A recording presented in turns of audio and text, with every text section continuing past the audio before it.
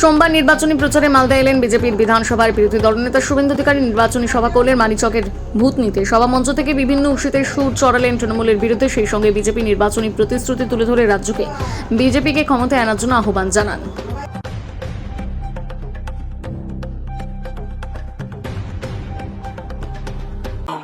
৬,০০০ টাকা পিএম কিষাণ সম্মান নিধি পান, ৯,০০০ টাকা পাবেন জুন মাস থেকে। ভারতীয় জনতা পার্টির অঙ্গীকার। ৬ লক্ষ ভ্যাকেন্সি ফাঁকা আছে ঘুষ মুক্ত মেধার ভিত্তিতে।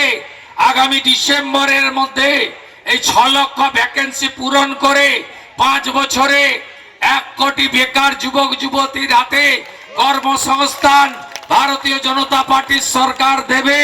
স্নাতক স্তরে আমার বোনেরা ছাত্রীরা উচ্চ শিক্ষা নিতে গেলে এককালীন ৫০,০০০ টাকা পাবেন।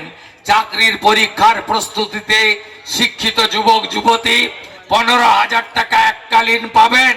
আর চাকরির পরীক্ষার কোনো ফি আগামী দিনে ভারতীয় জনতা পার্টির সরকার নেবে না, এটাই আমাদের অঙ্গীকার। তো জান না, তাহলে বিজেপিকে আনুন। বন্ধু, এখানে কি কি ঘটেছে, মোথাবাড়ি কি ঘটেছে, একদম আমি গেছিলাম হাইকোর্টের অর্ডার নিয়ে।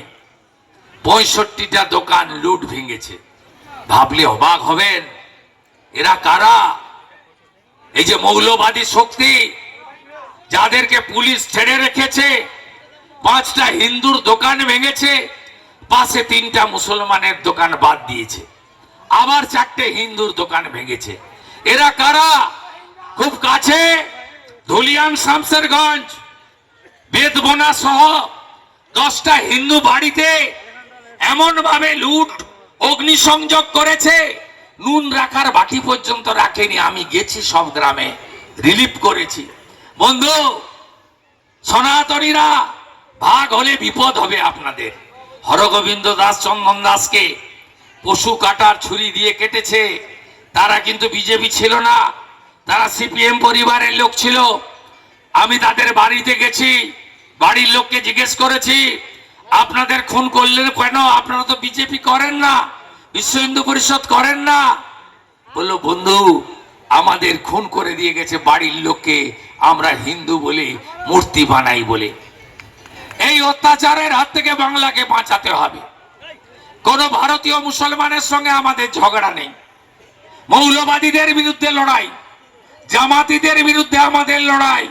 বাংলাদেশ থেকে অবৈধভাবে আসা অবৈধ অনুপ্রবেশকারী রোহিঙ্গাদের বিরুদ্ধে লড়াই।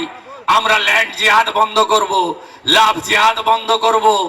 আমরা ডেমোগ্রাফি জনবিন্যাস বদলে গেছে, পরিবর্তন করব। এদের সাহস আস্ফালন কোথায় গেছে দেখুন।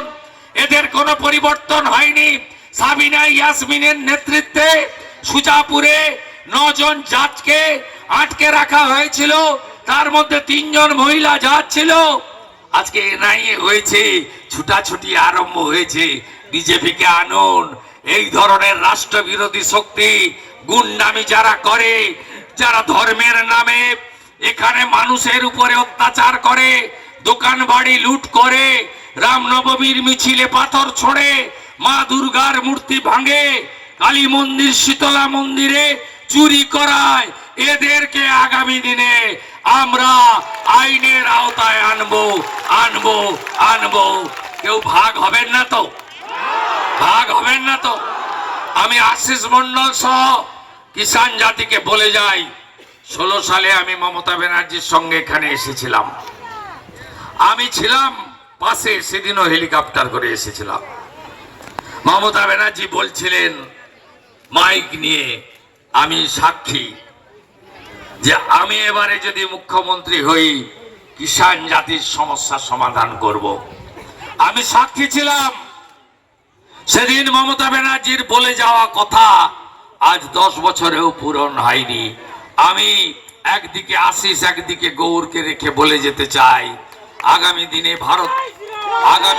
আগামী দিনে পশ্চিমবঙ্গে যে বিজেপি সরকার আসছে, চাই মন্ডল কিষাণ জাতির সমস্যার সমাধান তারাই করতে পারে, তারাই করতে পারে, তারাই করতে পারে।